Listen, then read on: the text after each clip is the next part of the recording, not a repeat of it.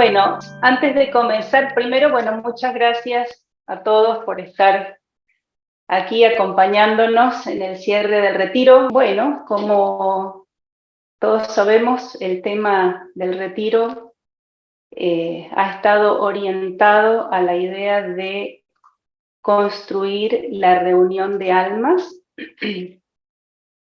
Y lo primero por donde me gustaría comenzar es recordando de dónde viene esta idea de reunión de almas, ¿no? Que parte del segundo artículo del reglamento, que dice que CAF es una reunión de almas.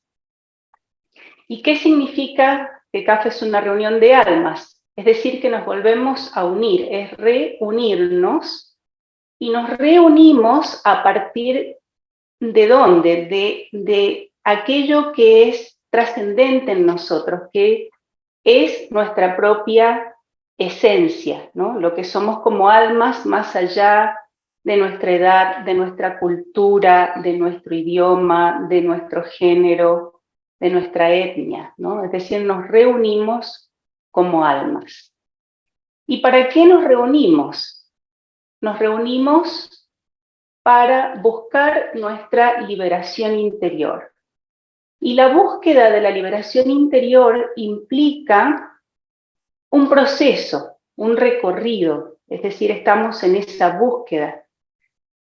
¿Y qué buscamos? Liberarnos de la ignorancia, de ese sueño en el que vivimos, que no nos permite darnos cuenta que en realidad somos uno, que estamos unidos, por eso hablamos de reunirnos. Y para ello necesitamos realmente reconocer ese ser eterno y unido que tenemos a todo lo que existe, liberándonos de aquello que nos impide reconocer esa realidad. ¿Y cómo lo hacemos? A través de un método individual exterior, es decir, de un sistema. Necesitamos un sistema, una disciplina, una forma de seguir ese proceso, y es individual porque cada uno de nosotros es un ser único. CAF reconoce esa identidad única de cada uno de nosotros, que tiene su propio ritmo, que camina a su forma de acuerdo a sus características. Y por lo tanto, si bien las herramientas que utilizamos son las mismas, las herramientas del método, cada uno las aplica de acuerdo con sus características y con sus tiempos. De todo esto, de esta sentencia, de esta frase, podemos concluir, o esto nos lleva a comprender que la espiritualidad, tal como la entiende CAF, implica dos procesos. Esos procesos son uno que podemos llamar el proceso individual y otro el proceso grupal. Estos dos procesos en realidad forman un único proceso, pero se desarrolla como en dos campos, ¿no? Están íntimamente relacionados, pero podemos identificar características propias de cada uno de estos procesos. En el proceso individual podemos encontrar la introspección. Allí, en nuestro proceso individual, reflexionamos, trabajamos con nuestra intención, nuestra actitud, nuestra voluntad, y desarrollamos nuestra individualidad. En el proceso grupal mismo es el espacio de ensayo, de experimentación, donde recibimos y damos retroalimentación, donde compartimos, donde podemos aprender de y con los demás, donde nos completamos y donde desarrollamos una conciencia global, es decir, esta noción de que somos una reunión de almas. Y entonces, en el desarrollo y en la unión de estos dos procesos, se concreta la misión de CAF, es decir, lo podemos llegar a conocernos a nosotros mismos, a expandir el amor y a desarrollar la egoencia. Que la egoencia tiene mucho que ver con estos dos procesos grupales. Es importante para poder, nosotros vamos a hacer hoy más foco en el proceso grupal, porque el proceso individual en general ya lo conocemos bastante, tenemos bastante material en CAF que describe cómo es ese recorrido en el desenvolvimiento individual. Entonces vamos a trabajar un poco más desde la perspectiva grupal, que tiene que ver con el tema del retiro, ¿no? Y para ello vamos a tratar de poner en contexto cómo ha sido el recorrido de la conciencia humana, ¿no? Que parte desde una conciencia mucho más colectiva, ¿no? De una identidad colectiva que se ha ido desarrollando a lo largo de la historia hasta arribar al desarrollo de la conciencia individual, de la noción del individuo. Por ejemplo, si nosotros nos remitimos a la Declaración Universal de los Derechos Humanos, que fue en el año 1948, recién ahí se propuso que todos los seres humanos, en el artículo primero de la declaración, dice que todos los seres humanos nacemos libres e iguales. De esto hace menos de 100 años. Y si nosotros miramos hacia atrás en la historia, nos vamos a dar cuenta que esa noción, que hoy parece bastante obvia para nosotros, aunque no sea tan obvia en lo concreto en muchos aspectos de nuestro mundo, hace 200 años esa idea ni siquiera existía. La esclavitud era algo natural, y si miramos hacia atrás en el tiempo, más todavía vamos a darnos cuenta que el individuo como individuo no tenía el valor o el reconocimiento que hoy tiene, el valor de una vida, de la vida humana individual. Eso es el proceso de desarrollo de la conciencia individual.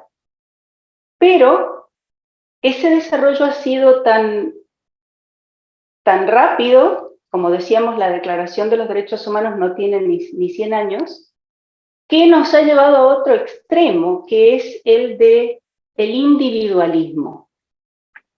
Es decir, hemos pasado de esa conciencia, podríamos decir, de masa, a lo que podríamos llamar una era egocéntrica, es decir, una era centrada en el yo, en el individuo. Esto lo vemos reflejado en el consumismo, por ejemplo, en el rechazo del avance de la edad,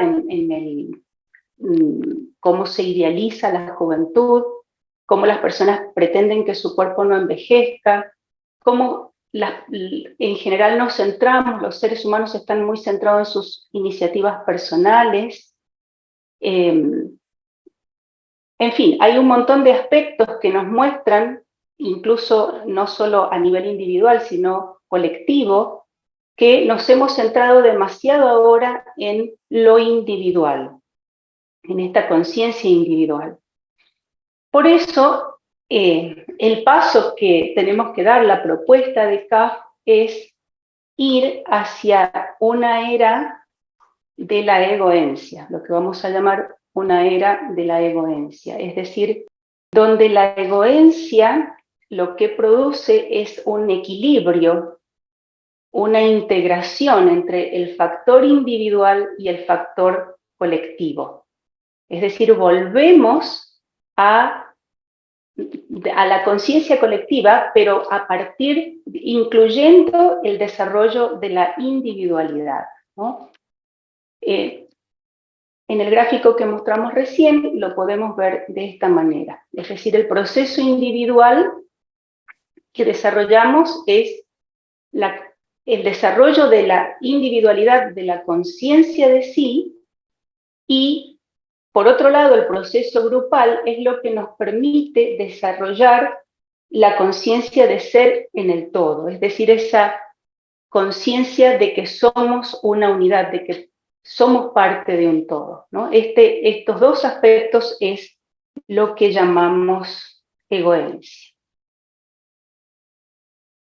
¿Cómo podemos llevar esta conciencia de ser en el todo? ¿Cómo la podemos sembrar en la humanidad? Estamos en el individualismo y tenemos que tratar de balancear este individualismo con esta conciencia de ser en el todo. Entonces, lo hacemos a través del proceso grupal y la pregunta que nos va a guiar en el resto de esta exposición es cuál es la relación que anhelamos que se materialice en el mundo, es decir, cómo ese proceso global tiene que ver con la forma en que nos relacionamos los seres humanos y cuáles son los valores que necesitamos que estén presentes para que esa conciencia de unidad o de unión se materialice o se concrete. Y lo vamos a tratar de delinear a través de algunos valores, como decíamos recién, que necesitamos. Estas son las 4 ideas que vamos a tratar de desarrollar: aceptación, comunicación, aprendizaje y amor, que incluyen muchos de estos valores, pero que sin duda no son todos los que se pueden considerar. Y vamos entonces al primero de ellos, que es aceptar. Y aceptar es esencial incluso para comenzar a comprender de qué se trata la idea de la renuncia. Sin aceptación ni siquiera podríamos atisbar qué significa la idea de la renuncia. Pero muchas veces cuando hablamos de aceptación, la aceptación se puede confundir con otras ideas que la limitan en realidad o que limitan el alcance que le queremos dar, como por ejemplo la idea de que aceptar es tolerar o resignarse, o incluso que aceptar es como una especie de martirio, ¿no? Por ejemplo, tolerar es cuando uno acepta que haya alguien que es muy diferente de uno, pero uno prefiere no tener nada que ver, o sea, acepto que existe, acepto que sea diferente, pero mientras más lejos, mejor. Lo tolero, que esté ahí, que sea parte de la humanidad. Cuando hablamos de resignación, es como ese espíritu de derrota. Bueno, me pasa esto, pasó tal cosa, me hicieron tal cosa, me resigno. Y eso no es el alcance que le queremos dar a la aceptación. Y de igual manera, cuando alguien invade nuestro terreno, nuestro campo, nuestro tiempo, nuestro espacio, nos agrede, nos hostiga, también podemos pensar que aceptar es bueno, no puedo hacer nada, es como soy impotente. Y eso tampoco es la aceptación que queremos describir hoy. Porque todos estos aspectos que hemos mencionado en realidad describen una relación desigual, es decir, un desequilibrio en la relación. Y en las relaciones hay límites que son saludables y necesarios, aquellos que permiten el respeto, el equilibrio en la relación, que la relación sea digna. Entonces, es necesario a veces ciertos límites para mantener ese equilibrio y que la relación no se transforme en una especie de alienación, ¿no? La aceptación no nos puede conducir a ese nivel de relación. Entonces, el primer aspecto que vamos a tratar de desarrollar al cual nos lleva la aceptación es al hecho de conocernos, de que para poder aceptar necesitamos conocernos a nosotros mismos y aceptarnos. Esto es básico, como decíamos, porque como dice esa muy antigua máxima espiritual, como es adentro, es afuera, no podemos dar lo que nosotros no tenemos.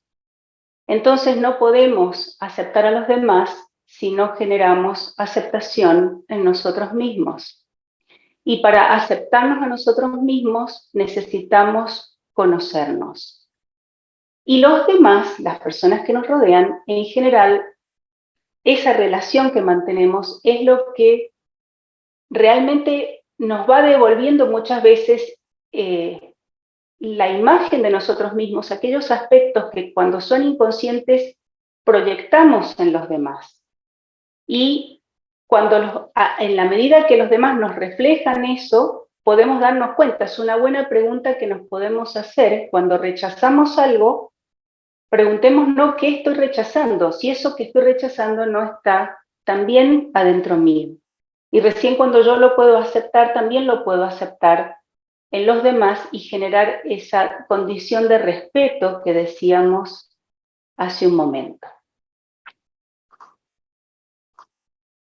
Bueno, también es muy importante en este proceso de aceptar poder desarrollar la capacidad de reconocer a la otra persona como una legítima expresión de lo divino. Y esto todos lo sabemos, no es fácil reconocer al otro como una legítima expresión de lo divino, que implica pensar que la otra persona es como es y que está bien así, que tiene su tiempo, su ritmo, sus características y que no tiene que cambiar nada, que lo que a mí no me gusta no necesariamente lo tiene que cambiar. Y este reconocimiento de que el otro es un legítimo otro, como decía Maturana, o como decimos ahora, una legítima expresión de lo divino, perfecta, completa, así como es sumamente liberador. Porque en las relaciones es muy frecuente, en cualquier tipo de relaciones, de padres a hijos, de pareja, de hermanos, de compañeros, siempre suele haber subyacente una tensión que se genera en nosotros por la expectativa de que el otro cambie lo que a mí no me parece correcto o lo que no me gusta, ¿no?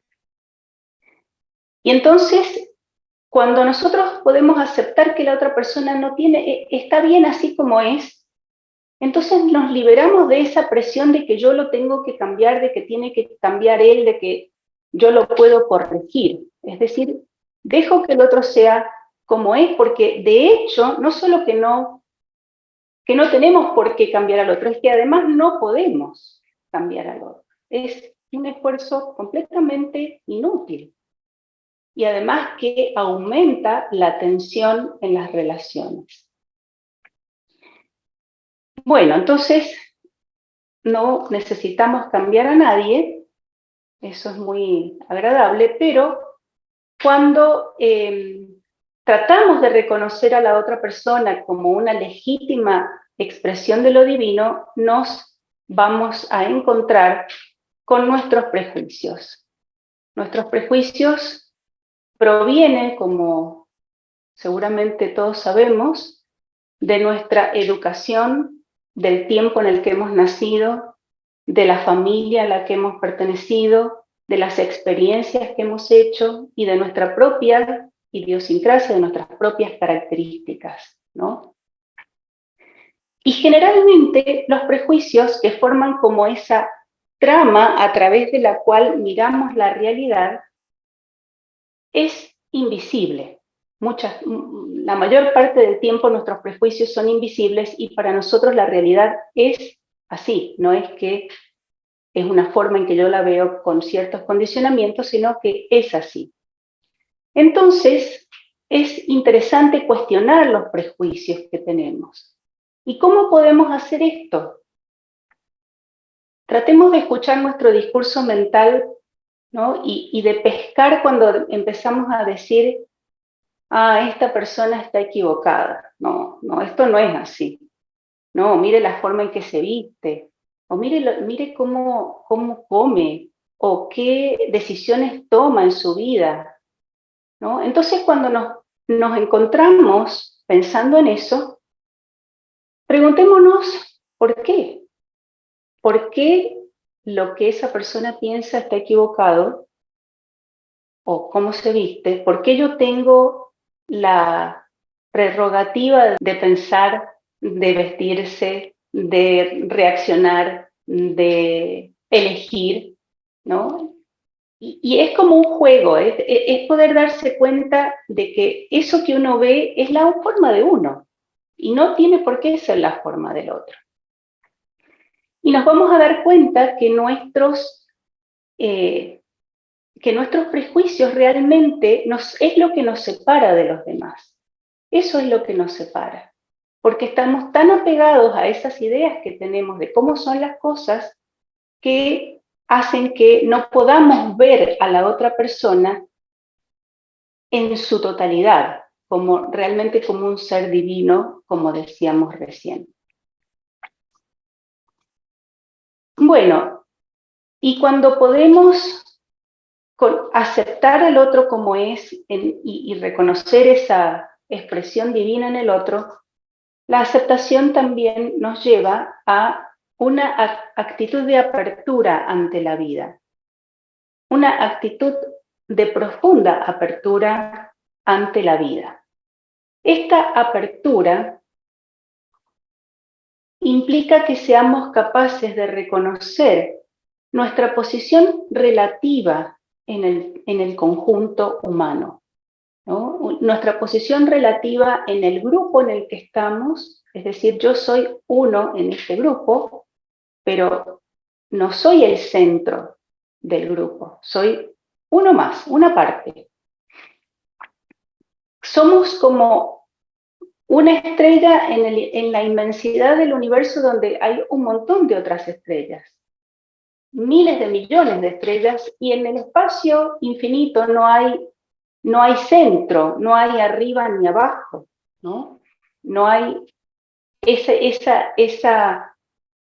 a veces esos parámetros que tomamos como referencia y que defendemos a muerte son completamente relativos a esa posición que yo ocupo. Yo solo puedo ver un fragmento de la realidad. Entonces, cuando puedo darme cuenta de esa posición relativa que yo tengo, de esa pequeñez o insignificancia en el conjunto del todo, entonces recién puedo incluir a la otra persona en mi vida. Bueno, la aceptación es como una actitud básica y la generamos adentro nuestro. Sin este paso es muy difícil la vida en grupo y, por supuesto, generar una noción de unión, de unidad, como venimos mencionando. Pero no es lo único que necesitamos, ¿no? Entonces, el paso siguiente del que vamos a hablar es la comunicación. Y la comunicación es muy importante porque realmente nos comunicamos, o sea, la comunicación, comunicarnos es algo que está intrínseco en nuestra condición de seres humanos. Los seres humanos somos seres sociales, estamos permanentemente comunicándonos. Incluso el primer axioma de la comunicación humana, según Paul Watzlawick, que fue uno de los teóricos de la comunicación, dice que es imposible no comunicar. ¿Qué quiere decir? Que aunque yo ignore a una persona y haga de cuenta que no existe, igual me estoy comunicando. Porque le estoy comunicando que no me importa, que hago de cuenta que no existe, y ese es el mensaje que le estoy transmitiendo. Entonces la comunicación tiene este valor, es que es algo que está permanente en nosotros y en la vida de cualquier grupo humano.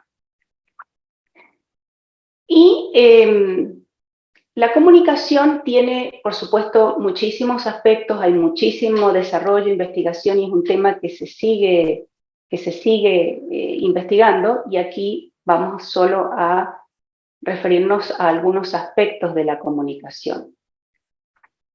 Y el primero, que parece como el más básico y el que se deduce de cualquier proceso de comunicación, es la escucha, ¿no? La escucha activa, como la llamamos en este momento, es lo que nos lleva a poder iniciar este proceso consciente de comunicación. Pero la escucha activa no es fácil, requiere bastante entrenamiento en este proceso de escuchar, ¿no? Y ese entrenamiento incluye, esta escucha activa incluye la presencia, estar presente, incluye el silencio, incluye la atención. Es decir, estar presentes no es poner el cuerpo y nada más. Estar presente es estar en el momento presente, haciendo silencio, es decir, suspendiendo esos prejuicios y esas ideas que decíamos recién, y prestando atención plena a la otra persona.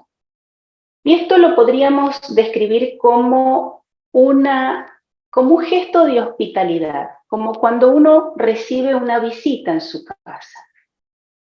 ¿Qué hace? Le abre la puerta, lo hace pasar, lo invita a sentarse, lo trata con amabilidad, trata que la persona se sienta bien, cómoda, confortable.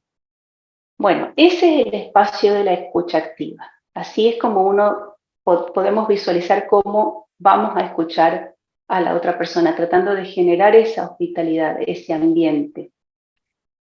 Y también que la otra persona, cuando recordemos lo de nuestra posición relativa en el todo y en el grupo, implica que yo reconozco que el otro tiene una visión diferente de la mía y que además me puede enseñar algo, me puede mostrar algo que yo no soy capaz de ver. Entonces la escucha también implica un gesto de humildad, es decir, yo quiero escuchar porque quiero ver lo que el otro ve, quiero ampliar mi visión gracias a la mirada del otro. Y además, cuando escuchamos, con esta calidad de escucha, tratamos también de utilizar nuestra percepción, es decir, no solo recibimos el mensaje verbal, sino que además tratamos de recibir a través de los gestos de la persona cuáles son sus emociones, sus sentimientos, qué me está comunicando también a partir de allí. Bueno, cuando nosotros intentamos, cuando escuchamos con atención, es muy posible que muchas veces no acordemos con lo que la otra persona está diciendo, o incluso que no la podamos, que no estemos entendiendo lo que dice. Entonces, lo que podemos hacer es preguntar. Y aquí lo he llamado el arte de preguntar, porque la pregunta, que es un elemento muy importante para poder comprendernos y en la comunicación, muchas veces es como un arma de doble filo, ¿no? A veces uno puede preguntar con indiscreción, puede preguntar con ironía, puede preguntar descalificando con la misma pregunta, ¿no? Y en realidad la pregunta también puede ser generadora, la pregunta puede ser algo que nos abre el campo de la comunicación, de la conversación. Y tiene más que ver con la actitud y con el tono que con las palabras a veces que utilizamos. Por ejemplo, uno puede decirle a alguien, ¿cómo ha llegado usted a esta conclusión, por ejemplo? O puede decirle, ¿cómo ha llegado a esta conclusión? Es decir, que una pregunta puede permitir que la persona amplíe algo, que me lo trate de explicar de una manera que yo pueda captarlo mejor, o la puede invalidar completamente, ¿no? Entonces, acá hablamos del arte de preguntar, porque preguntar es una herramienta muy interesante si la usamos para abrir el campo de la comunicación. Y estos aspectos, estas prácticas que venimos comentando, nos llevan a algo que todos conocemos muy bien y que es el diálogo.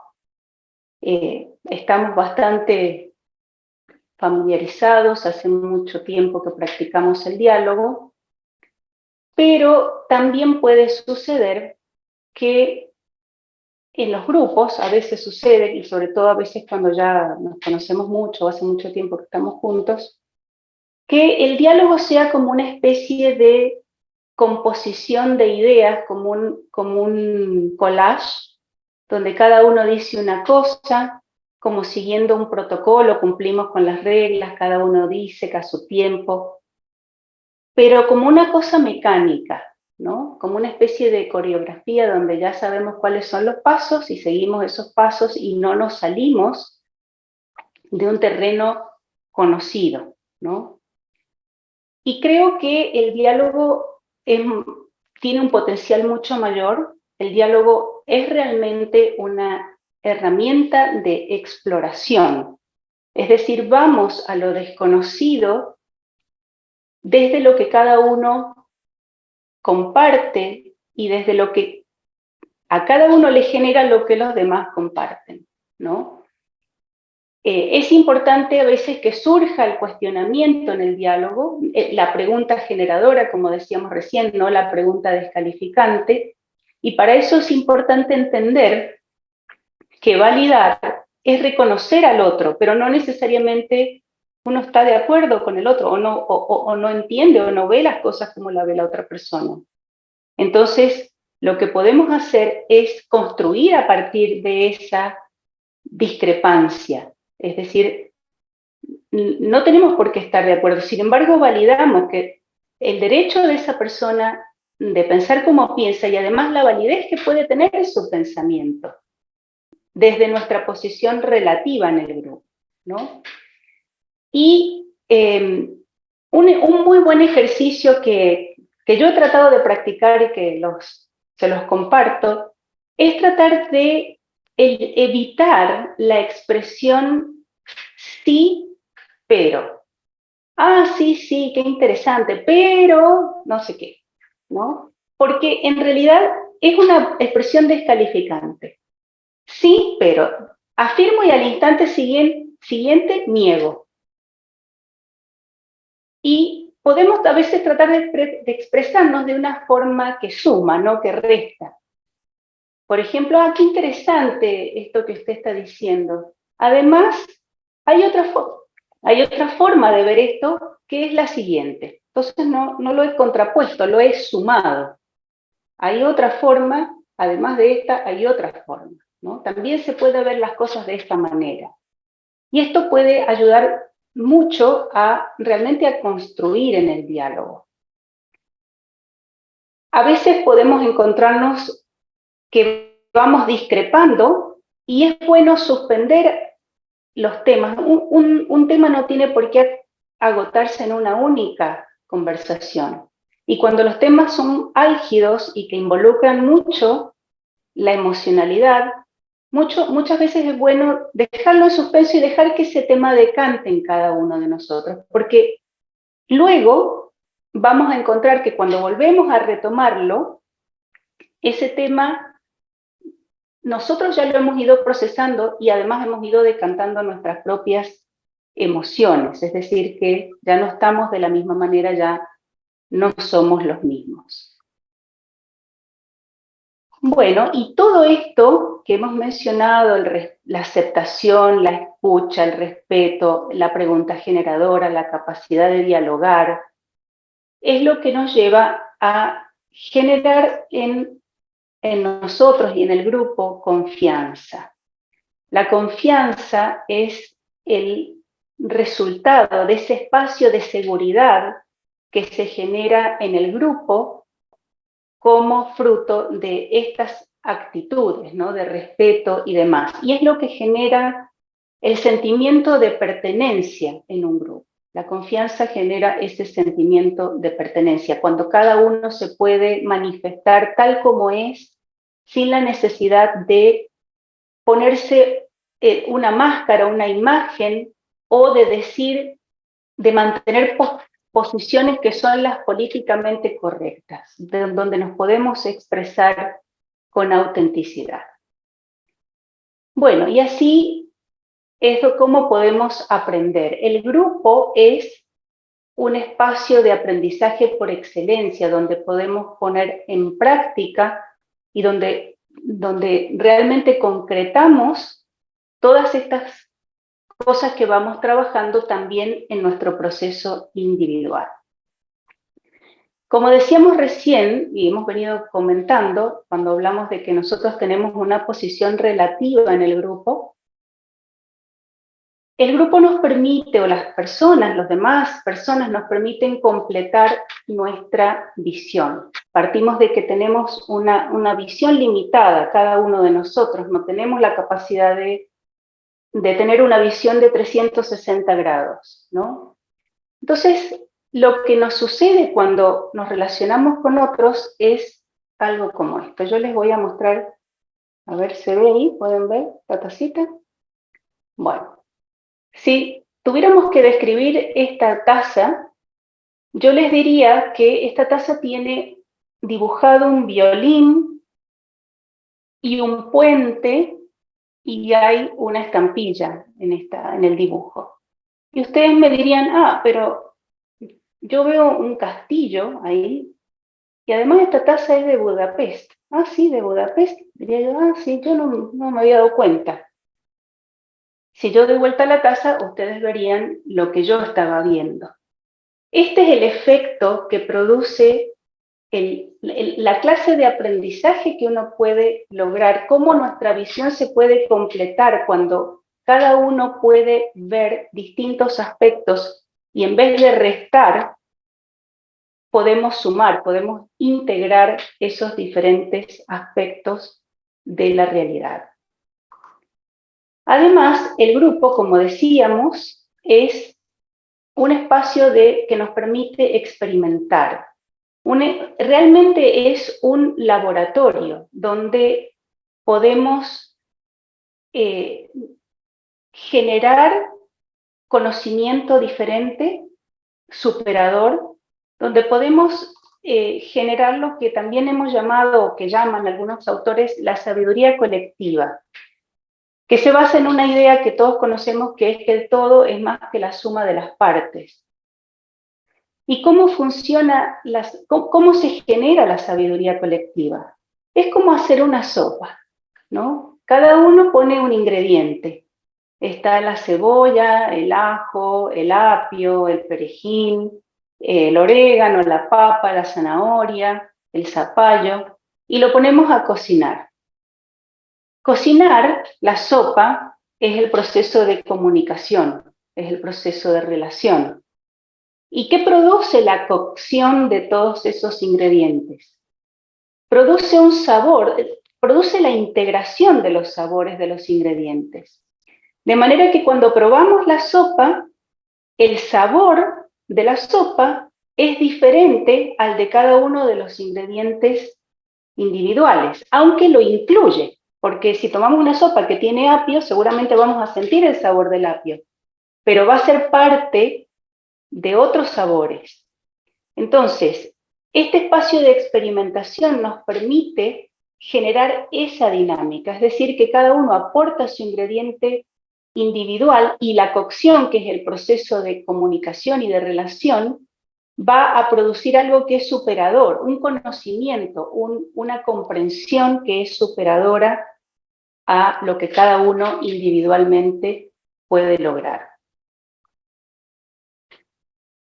Bien, y por último, también aprendemos a partir de algo que no nos gusta mucho, pero que son los conflictos. Y vamos a hablar brevemente del conflicto como fuerza evolutiva.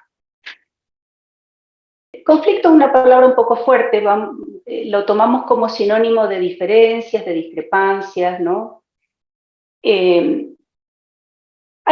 Los conflictos y las discrepancias y las diferencias es algo natural de todo grupo humano, así como es natural en cada individuo. Nosotros también pasamos por momentos de ciertos conflictos que cuando tenemos un conflicto, el conflicto lo que nos está mostrando es algo que está inconsciente en nosotros, algo que no estamos pudiendo ver. Siempre que podemos traer a la conciencia aquello que nos conflictúa, el conflicto desaparece, porque entonces podemos trabajar con eso. Exactamente lo mismo pasa en los grupos, es decir, que el conflicto es algo que el grupo tiene de manera inconsciente, algo que no emerge y no nos permite aprender de eso. Por eso decimos que es una fuerza evolutiva. Esta idea no es mía, es de un autor que se llama Arnold Mindel, que ha desarrollado extraordinariamente cómo se trabaja con los conflictos, ¿no? Porque la actitud ante el conflicto también puede ser de negación. No tenemos ningún conflicto, acá no hay conflicto. De evitación, evitamos el conflicto. Sí sabemos que lo tenemos, pero mejor no hablemos, no toquemos el tema. Como se dice la famosa frase, no toquemos el tema, es sabemos que hay un conflicto, pero mejor no hablemos de él.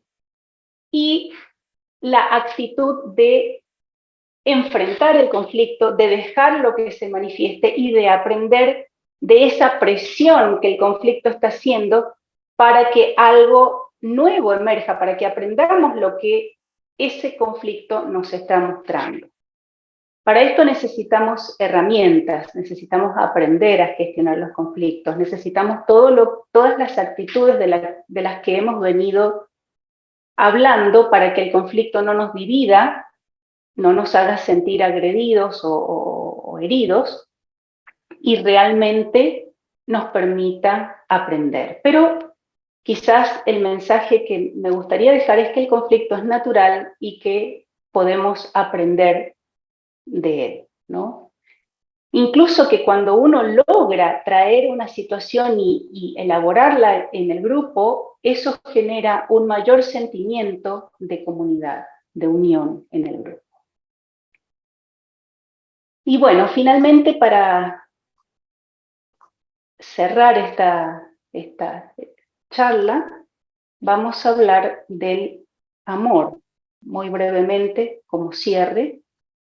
Y como sabemos, no es fácil hablar del amor porque el amor es una palabra muy usada, muy gastada, muy mal usada muchas veces. Pero sabemos que esta es algo esencial, por supuesto, en la vida de todos los seres humanos. Y por ello vamos a tratar de enfocar esta idea como fuerza evolutiva, porque justamente el amor, también como decíamos recién, el conflicto es una fuerza evolutiva, y que amar es actuar. Y el amor es realmente la fuerza que mueve la evolución por excelencia y que nos lleva desde lo más primitivo, lo más animal, hacia lo más sublime, como sabemos, en grados, en un proceso que se va desarrollando en nosotros. Pero a veces podemos sentir que no amamos o no lo sentimos al amor. Esto es muy común en los grupos como nosotros, que hace mucho tiempo que estamos juntos, que nos conocemos bastante. Es que uno no sienta así como una explosión de amor, un arrebato de amor. No, normalmente no sentimos eso. Además que el amor no es solo un sentimiento, ¿no? Por eso decíamos que el amor es acción, porque aunque no sintamos eso y aunque no sintamos nada, siempre podemos actuar con respeto, con reconocimiento por el otro, con actitud de servicio, con generosidad. Es decir, que el amor realmente se traduce, yo diría, no es solo una acción deliberada, es un acto supremo de nuestra voluntad. Es realmente una elección consciente que hacemos en nuestra vida y en la relación con los demás, ¿no? Y este es un elemento indispensable para que un grupo realmente pueda gestar esto que tenemos como misión, ¿no? Que es desarrollar la egoencia, que es nuestra conciencia, el desarrollo de nuestra conciencia de sí, nuestra individualidad, pero a la vez identificada con esta noción de ser en el todo, de que somos una parte de ese todo y que estamos unidos a ese todo, ¿no? Así que bueno, muchas gracias a todos por prestar vuestra atención.